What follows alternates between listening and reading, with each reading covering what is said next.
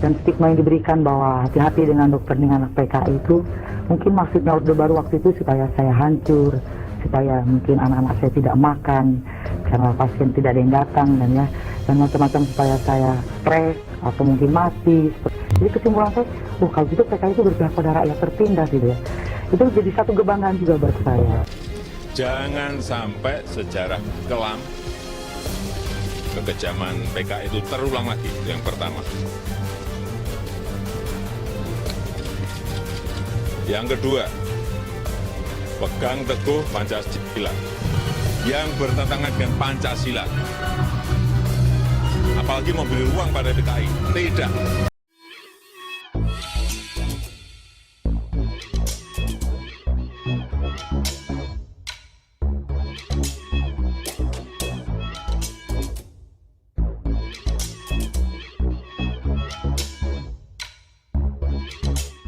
Tonton video ini sampai selesai agar Anda tidak gagal paham.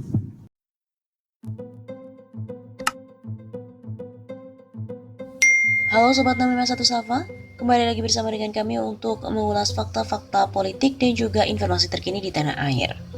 Ripka Ciptaning yang terkenal sebagai politisi PDIP mengatakan bahwa hanya Front Nasakom yang dapat mengeluarkan bangsa dari krisis. Bagaimanakah kebenarannya? Politikus Partai Demokrasi Indonesia Perjuangan atau PDIP, Ripka Ciptaning membuat pernyataan di harian Sinar Harapan pada 18 Maret tahun 2004. Hanya Front Nasakom yang bisa keluarkan bangsa dari krisis. Front Nasakom, kata Ripka, bukan milik orang komunis saja, petinggi NU dan kaum nasionalis juga ikut membangunnya. Dikutip melalui Wikipedia, nasionalis agama dan komunis atau Nasakom merupakan konsep politik yang dicetuskan oleh Presiden Soekarno. Konsep politik Nasakom untuk memenuhi tuntutan tiga faksi utama dalam politik Indonesia, yakni ketika itu tentara, kelompok-kelompok Islam dan komunis, dengan dukungan dari militer pada bulan Februari tahun 1956. Ia menyatakan demokrasi terpimpin dan mengusulkan kabinet yang akan mewakili semua partai politik penting, termasuk PKI. Gagasan Nasakom ternyata sudah dicetuskan oleh Soekarno sebelum Indonesia merdeka. Pada tahun 1927 ia menulis rangkaian artikel berjudul Nasionalis, Islam dan Marxisme dalam Indonesia Muda, sebuah publikasi terbitan Klub Studi Umum, klub yang didirikan oleh Soekarno dan rekan-rekannya di Bandung. Pengamat politik Profesor Salim Said mengangkat bicara seputar tak berhentinya isu PKI di Indonesia. Salim Said juga kemudian menyinggung PKI dengan sikap PDIP selama ini. Dalam pemaparannya, Salim Said mengatakan kalau komunisme di dunia sejatinya telah mati. Hal itu dia pastikan lantaran komunis sebagai sebuah organisasi yang berpusat di Uni Soviet, sekarang Rusia ini sudah bubar. Sejumlah pengalaman dan pandangan kemudian dia kemukakan, mulai dari kunjungannya ke Rusia, ke Cekoslovakia, sampai ke negeri Tiongkok. Adapun komunis masih bercokol di Cina, hanya dianggap sebagai ideologi untuk mengendalikan masyarakat belaka. Saya adalah orang yang berkobar-kobar seperti biasanya, mengatakan kalau komunis sudah bangkrut, sudah tidak laku, kata Salim Said dalam sebuah diskusi di saluran Hersbono Point. Karena di banyak negara isu komunis sudah dipastikan senyap, Salim Said kemudian mempertanyakan mengapa justru PKI ramai terus di Indonesia. Menurut dia, hal ini tidak terlepas dari perjuangan sejarah Indonesia, di mana PKI tidak pernah berkuasa, namun ikut masuk berkuasa karena hadirnya doktrin Nasakom yang digelorakan oleh Soekarno. Lantas apa penjelasannya? Menurut Salim Said, selalu munculnya isu PKI di Nusantara dikaitkan dengan PDIP. Kok bisa? Ya sebab PDIP yang digawangi Megawati dinilai seolah melanjutkan kebijakan Soekarno dalam hal Nasakom. Walau tidak diucapkan dan diumumkan, kata Salim Said, hal itu mudah terbaca dari kacamata sebagai peneliti politik. Bahwa setelah reformasi PDIP, kesimpulan saya, melanjutkan kebijakan Bung Karno. Nasakom tidak diumumkan, tidak dikatakan, tetapi saya kan peneliti politik. Saya mempelajari anggaran dasar partai-partai dan sebagainya, dan melihat siapa-siapa di dalam PDIP. Hal lain adanya pengurus PDIP yang dengan bangga mengaku sebagai anak PKI. Dia adalah Ripka Ciptaning. Bahkan dia menyebut kebanggaannya itu dalam sebuah buku. Pembiaran ini kemudian dianggap Salim Said sebenarnya bisa menjadi bumerang bagi PDIP. Sebab seolah PDIP menganggap PKI tidak bermasalah. Dia tidak pernah ditegur oleh PDIP. Dibiarkan. Kesimpulan orang, PDIP menganggap PKI itu tidak apa-apa, Nasakom tidak apa-apa.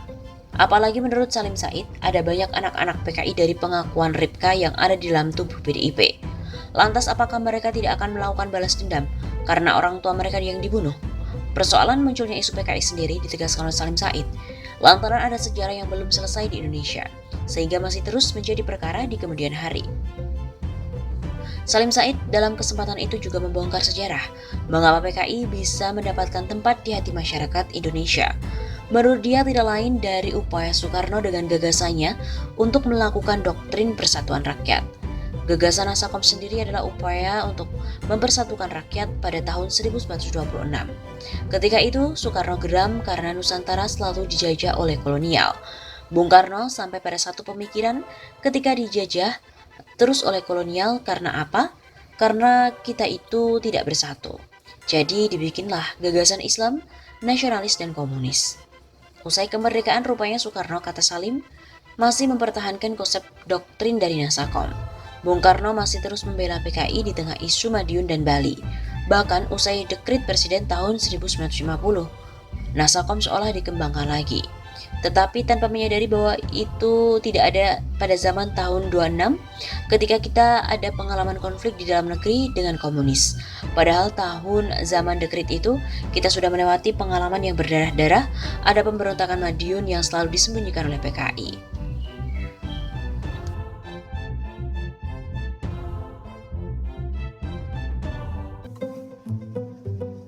Jokowi tak berani gebuk Ripka Ciptaning karena dia ibunya Ketum Gerwani. Belum lama ini beredar di sebuah media sosial Facebook sebuah unggahan foto salah satu anggota DPR RI fraksi PDIP, Ripka Ciptaning, dan foto tersebut diunggah oleh pemilik akun Facebook Dian Limaran dengan menyertakan sebuah narasi berbunyi, "Saya PKI, Jokowi tak berani gebuk saya karena ibunya Ketum Gerwani PKI." Tulis akun Facebooknya dari Dian Limaran, unggahan foto beserta narasi yang sangat panjang yang ia bagikan dalam sebuah grup dengan nama Anies Sandi menuju RI1. Pada narasi postingan tersebut, disebutkan bahwa Jokowi dan sel-sel keluarganya merupakan simpatisan dari PKI. Mengutip keterangan unggahan dari laman Instagram Mavindo @TimbergHawksID, oleh Mantra Sukabumi, Ripka Ciptaning tidak pernah mengatakan "Saya PKI", melainkan hanya menulis kalimat "Aku bangga jadi anak PKI" pada judul bukunya di tahun 2002 silam. Seperti diketahui, sejarah PKI terdiri dan berakhir setelah gerakan 30 September 65 yang kemudian disusul dengan pembantaian secara besar-besaran terhadap anggota dan simpatisan PKI. Dalam ketetapan MPRS nomor 25 tahun 1966 pun juga sudah jelas tercantum bahwa PKI telah dibubarkan, sehingga saat itu juga tidak ada lagi aktivitas PKI di Indonesia. Selain itu juga melihat kelahiran Ripka yang lahir pada tahun 1 Juli 1959, maka tepat pada tahun 1965, Ripka Ciptaning baru menginjak usia 6 tahun.